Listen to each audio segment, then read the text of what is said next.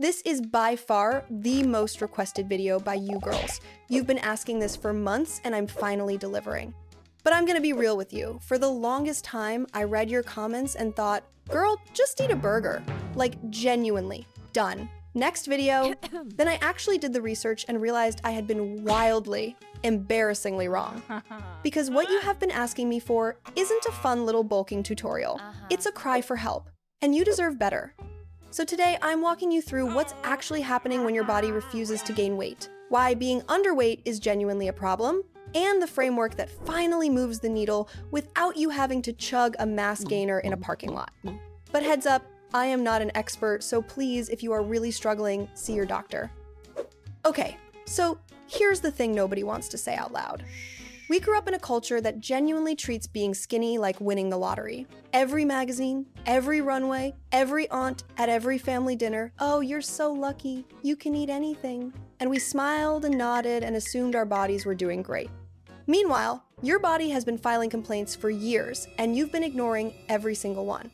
Let's see if any of this sounds familiar. Your period went MIA, or shows up once every blue moon like it's doing you a favor. Your hair is thinning. Your nails snap if you so much as look at them. You're cold all the time, like wearing a hoodie indoors in July cold. You bruise from absolutely nothing, you wake up exhausted, you catch every single bug going around the office, and you've been trying to build muscle for what feels like 17 years, and your body just refuses. Girl, that's not luck, that's a symptom. Because being underweight isn't just an aesthetic thing, it's your body running on fumes.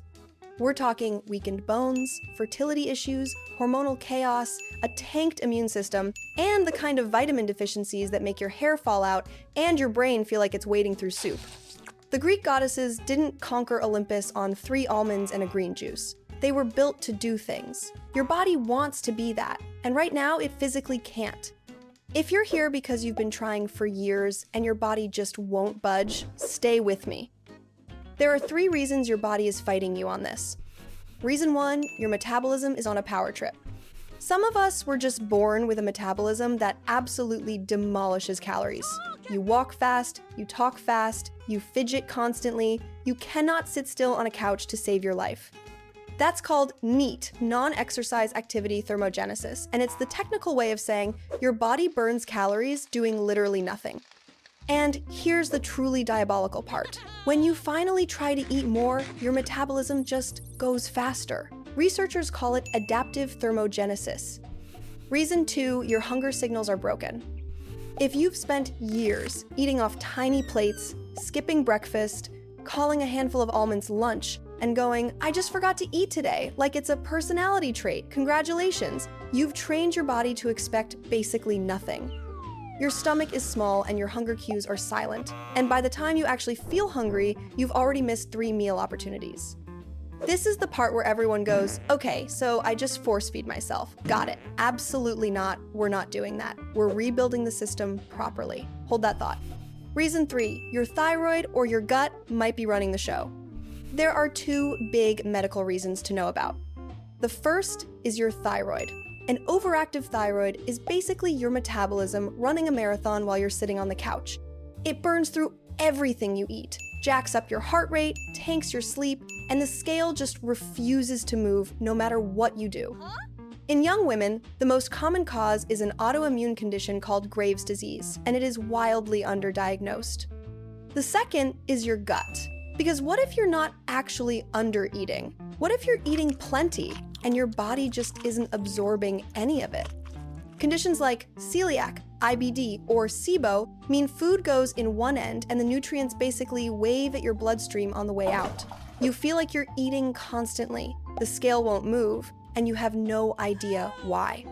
Research is starting to show that gut barrier issues can actually trigger the autoimmune attacks that cause an overactive thyroid in the first place. So sometimes it's the gut, sometimes it's the thyroid, sometimes it's both, throwing a little party in your body that nobody invited them to.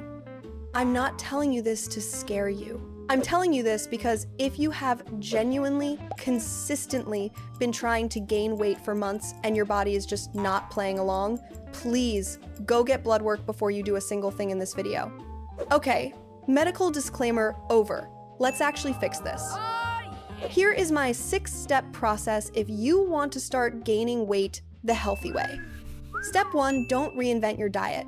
Upgrade it. Everyone thinks gaining weight means a complete diet overhaul. It does not. You just need to make the food you already eat work harder. Mix cottage cheese or feta into your scrambled eggs, add avocado on the side. They add protein and extra calories, not to mention they make your breakfast taste better. Nut butters are also great because they are high in fat and a small amount can pack hundreds of calories. A snack I like to have is peanut butter or tahini on a slice of toast with medjool dates. Yum. If you are an oatmeal kind of gal, add chia seeds to your porridge. Add hemp seeds on top of literally everything: yogurt, smoothies, salads, avocado toast. 1 tablespoon is 50 calories and 3 grams of protein, and you won't even notice it's there. Do this for a week and you've added 200 to 300 calories a day on autopilot. That's the kind of math your body actually listens to. Step 2, size up your plate. If you actually want to gain weight, your plate needs 3 things on it every single time: a proper protein, a proper carb, and a generous serving of healthy fats. Let's talk about carbs first, because diet culture spent the entire 2010s convincing us they were the enemy. They are not. Rice, pasta, sweet potato, oats, bread, these are literally how your muscles get the energy to grow. Stop rationing them like there's a famine coming. A proper serving of rice is a cup, not 3 sad tablespoons. And then there's fat, which is where most women are quietly starving themselves without realizing. A drizzle of olive oil on your roasted veggies is 120 calories. Half an avocado on top of your bowl is 160. A small handful of walnuts on the side is 200. Add tahini on everything. Opt for full-fat dressings and actual cheese, not the low-fat plastic kind. Stack a couple of these into every meal, and you've added 500 calories to your day. Step 3, eat more often, not bigger. Eat 3 meals plus 2 to 3 snacks, roughly every 2 to 4 hours. The "I'll just eat one massive dinner" strategy doesn't work because your stomach will tap out before you even hit your protein target. Wake up earlier, and I don't mean wake up and scroll TikTok in bed for 90 minutes. I mean, get up, get moving, and start your eating window earlier. The longer your eating window, the more chances to feed yourself properly. Step 4, drink your calories. I am firmly against drinking your calories, but in this case, I'll make an exception. Liquid calories don't fill you up the same way solid food does, which means you can sneak in 500 calories from a smoothie and still eat your actual dinner 2 hours later. And opt for full-fat products: whole milk in your coffee, milkshakes, and smoothies. A smoothie with banana, peanut butter, oats, full-fat yogurt, and honey is genuinely the easiest 700 calories of your life. And here's a tip: don't drink water before your meal. You're literally stretching your stomach with 0-calorie liquid and then wondering why you can't finish your plate. Drink water after meals. Step 5, lift heavy. Your body needs a reason to keep the weight you're putting on, and that reason is muscle. If you're just adding calories and doing 45-minute incline walks, your body is going to store some of it as fat.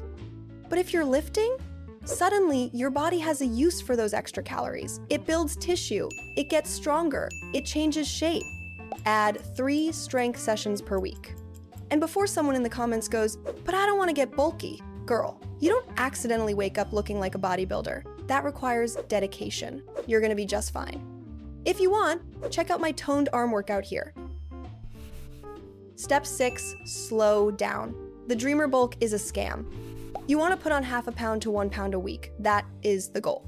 I know that feels painfully slow, but anything faster than that and you're not gaining muscle, you're gaining fat, which you will lose the second life gets stressful.